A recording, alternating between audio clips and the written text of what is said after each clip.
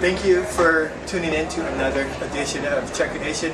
We are here at Faces nightclub. We are very excited to have Terry Sidie as our guest. This is Michelle, the straight lady. This is Kevin. And this is Mr. Terry Sidie. Terry, thank you. Thank you. For being part of our show. My pleasure. So, Terry, what actually got you started? What made you decide you wanted to open up your first nightclub? Well, my first nightclub was Bojangles out on Folsom Boulevard in 1964. I shouldn't say that because it dates me pretty much. When I was living in Detroit, I thought someday I'm going to have a nightclub. And I told all my friends, and after about 5 years, they said, "Okay, where's this nightclub you were going to open?" So that it didn't happen. It didn't happen for 10 years. But I think that's what made it such a passion, is because I was determined to have it, and I didn't have any money. So Wow. that's not as easy as you might think. Wow. That's just incredible. This place is nice, Terry. You've really done a lot. Yeah, where you're sitting used to be a parking lot. So 2 stories later, and many millions of dollars to me. And even the roof over your head has a story. I just got done being sued over it. So Wow. yeah. So it's interesting. The whole thing is interesting and fun. You are behind so many events. We know you're the starter of the Rainbow Festival, which is Labor Day weekend, right? Labor Day weekend, the Sunday before Labor Day. Okay. Yeah. I mean, you're behind so many events. It's like, to me, when we started this show back in January, you were the first person I actually had in mind. I figured we could get Terry. It's like, I mean, wow, that would be pretty big for us because here in Sacramento, I don't know if you know this already. You're actually like the gay icon, Sacramento. Gosh, icons are usually either old or dead. And I guess it'll be all right. Okay, I'm sorry. No, it's the truth. Okay. I Sorry. know. I'm sorry, Terry. They do say. Terry, what's the biggest challenge you think of owning and operating a game? Like my friend Jerry Sloan always said, don't drink more than you sell. So, and I don't usually ever have that problem, although I've had a couple nights, that you get carried away because everybody wants to buy you a drink, and you can't drink them all. This club now holds 1,300 people, so it's interesting. That's one of the challenges. The other challenge is the GLBT community and the bisexual people now, and everybody likes the new clubs. So I had a ladies bar, but they don't want the ladies bar anymore. The ladies want to be here, and then headhunters in the new club. So, and then to fill this up, I have at least 50% straight people at times, and I love straight people, but I'm a gay man who invested more than $1 million, maybe 2, into this thing, and I really wanted to be a gay bar. And I think I've had straight people come to me and say, "Terry, you got too many straight people." I said, "Hey, you're straight. Why are you?" He goes, "Well, I know, but those other straight people are the ones I don't want here."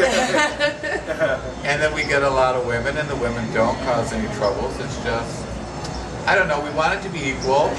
Gay people want it to be equal. And we want it to be able to dance and to show feelings and all that in our clubs. And we wanted to be able to do it in their clubs. So I think the gay people think now, well, they're coming to our clubs doing it, but we still can't go to their clubs and act like we're in love with somebody, or kiss, or dance. Right. And I think that's the only thing that rubs them the wrong way sometimes. We try to keep it really tight at the door. It's not easy because so many straight people act gayer than gay people. Right.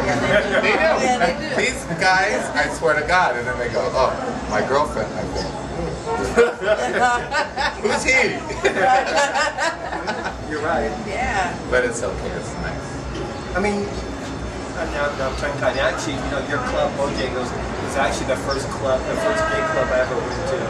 Yeah. Very true, 1976. That tells your true age too, huh? Christmas Eve, 1976 is when I opened it. The first year I went, it was like in 1970. 1981, somewhere around there. I didn't know anyone. That was the first 18 club. I think I was like, I'm dating myself. I was like 19 at the time. Yeah, 19 or 20.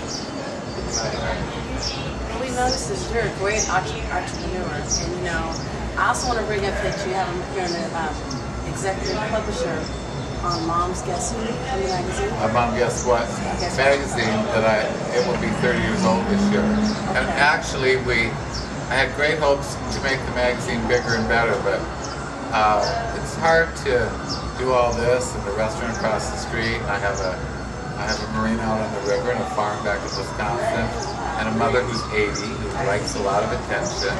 So selling those ads and making that magazine what I want it to be someday, it will happen.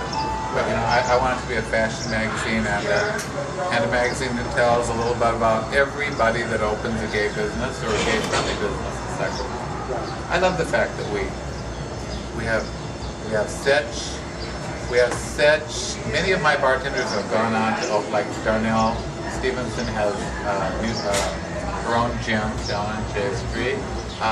Mark Sorelli, who is a bartender, has 2 or 3 Muscle Max things. I love it. You know, they use the bartending to wisely.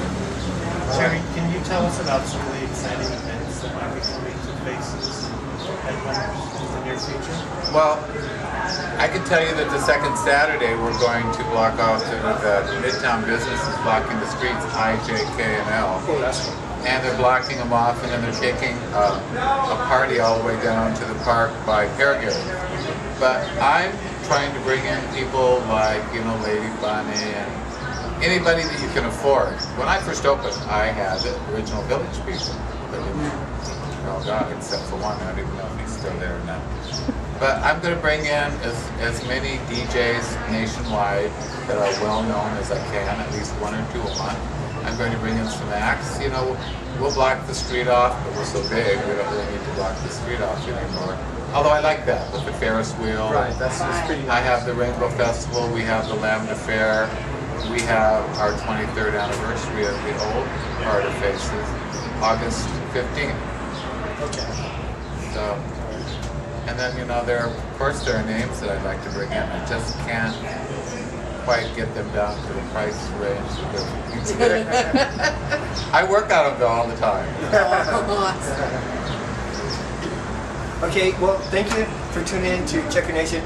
We're actually going to go into part 2. So if you would still like to continue watching our wonderful interview with Terry Sidie, please tune in for part 2. Thank you. Is that okay? Yes, that was good. Yeah. When you got 33 years, you can talk for... I know. Oh my goodness. That's a. That's a good thing. That's a good thing.